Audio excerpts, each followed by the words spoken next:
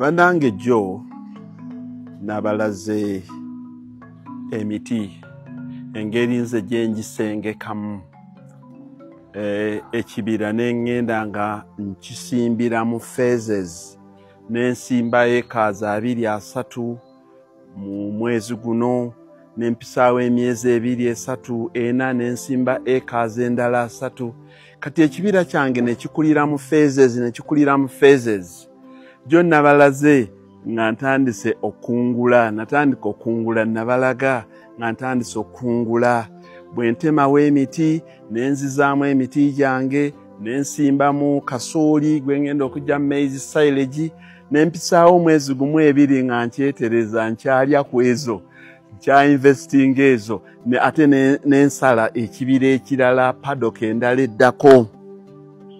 Bannange mulina kye mwatunuddemu kye mwayizeemu nemutegeera nti omusajja ono lwaki sikuzaalawa lwaki olubeerera abadde ng'ayogera nti obwongo bwe bwagaana okukkiriziganya ennyo ne nnyumba za apartments ng'ogenda osolooza renti okuva mu bantu kubanga omusajja ono ye munnange Panado amuyisa bubi kubanga nze kasita nalaba nti nno okusolooza ssente za renti mu bantu olina kusooka nga kumira Panado n'ogenda wenanga osaabye olwere siba tenanti tebakuwa ate nga nze miti basooka kusasula ne bamalayo olwokusooka okuyingira mu kibira kyaffe oba okwepambalika n'okuyingiramu ogibala oba okugiramba sikukkiriza nga tonnabakundanga ku ssente naye ekigendererwa tulina kye tufunamu oba omusajja ono kubalaga bulazi bintu naddala abavubuka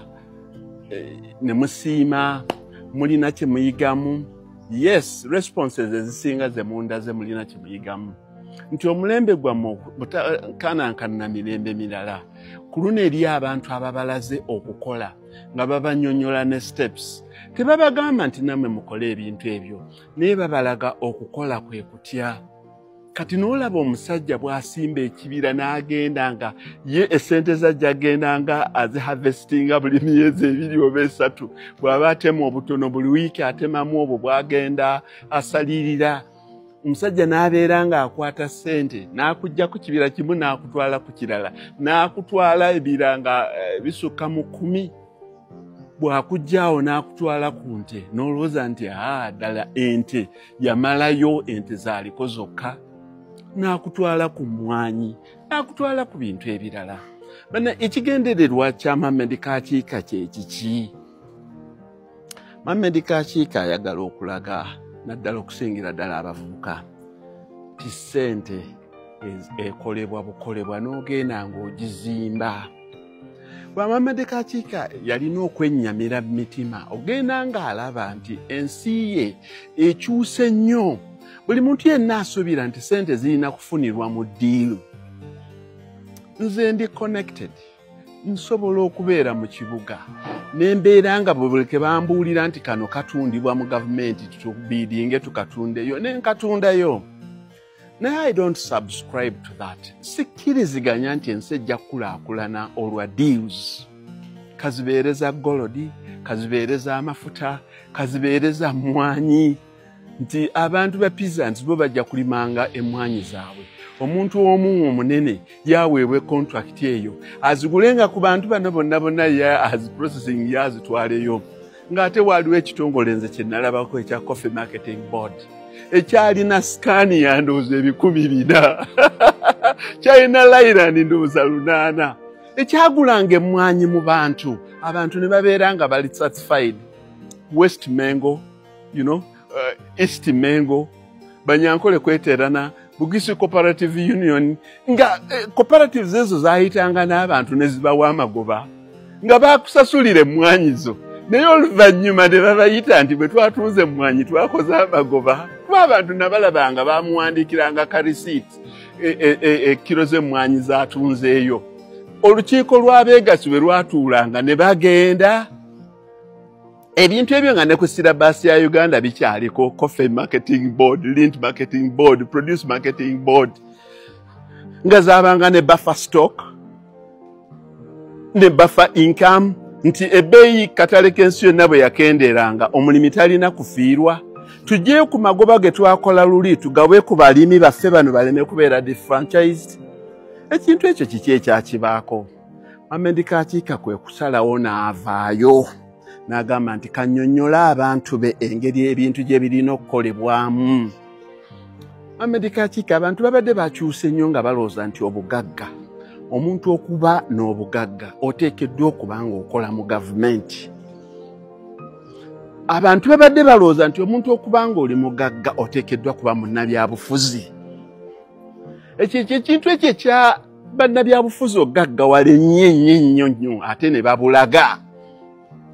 Ng'ekiri e Kenya nti bannabyabufuzi balinnya bunyonyi balina private jets.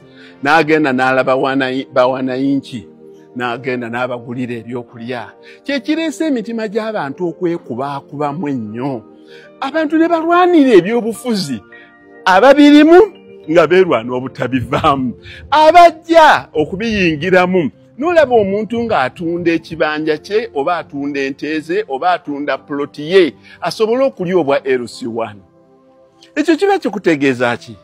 Nti ofiisi eno eya LC1 bw'anaagiyingiramu talina kulaba mu buli ngeri yenna ng'anoonya okukomyawo ssente ze n'ekibanja kye. So bw'oba obba ttaka lya muntu n'omugamba nti nkonera stamp anaakola ki? Kati bw'oba owa LC1 akkiriza okutunda ekibanja kye oba ploti ye ate olwo alwanirira okubeera obwa MP. Yetaawe ey'omwoyo gwe. What is the message? Kakiika agezezzaako okubalaga nti abantu basobola okukola ne bafuna ne babeera ne prosperity nga tebakoledde mu gavumenti, tebali mu deals, tebali mu byabufuzi.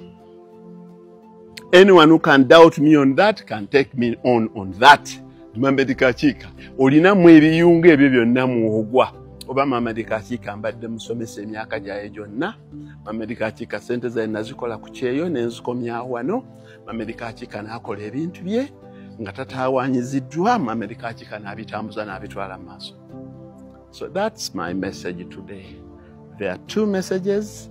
Ekyokubalaga nti omuntu asobola okukola n'ayitamu nga tali mu byabufuzi, takola mu gavumenti oba tasuplyinga bintu mu gavumenti.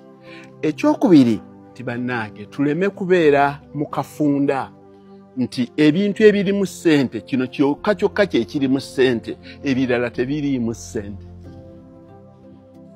I have challenged you on that clearly and fairly and squarely. Nga nkulaga nti osimba emiti n'ogirabirira bulungi ng'ogitaddemu n'ebintu ebirala paka lw'ogikuza n'ogitunda. Ne wenkanankana n'omuntu atikka container za TV. Ne wenkanankana n'omuntu atikka container za bifridge. Ne wenkanankana n'omuntu oyo ali mu kifo ekinene ekya gavumenti. Ne wenkanankana n'oyo omuntu alina ebizimbe. Because there was one misconception. Nti bagenda ne bagamba abagagga b'omu Uganda nga bategeeza abagagga b'omu Kampala abalina ebizimbe. Ng'omuntu agenda n'akugamba bw'oba tolina kizimbe mu Kampala kati toyogera. Who told you? Ng'abantu batandise okuzimba ebizimbe ku suburbs. Okuva wali Namasuba, Lubowa, Naalya, Ntinda. Si eri kati shopping malls ezisinga n'ebizimbe biri wakati mu kibuga wakati. Abantu nga bakugamba titoyinza kugaggawala nga toli mu real estate. Naye nga real estate bategeeza bizimbe. Naye omuntu n'abalaga nti ettaka nalyo likolera bw'osalawo okulikozesa obulungi. Omuntu ono n'akulaga nti nno ne bw'obanga toli mu gavumenti era okola bwe kasita obeera mu malirivu. Ekyo ekigendererwa ekyo tekigenda kukyusaako nnyo abaana. Tetulina kufana kuwona okulaba nga tuyingira mu gavumenti tusobole naffe okugajja naffe okufuna obugagga. Kakiika tabalaze nti osobola okugaggawala nga toli mu gavumenti. Kakiika tabalaze nti osobola okugaggawala ng'oli mu mulimu ng'ogw'obusomesa n'ogenda ne mu kulima.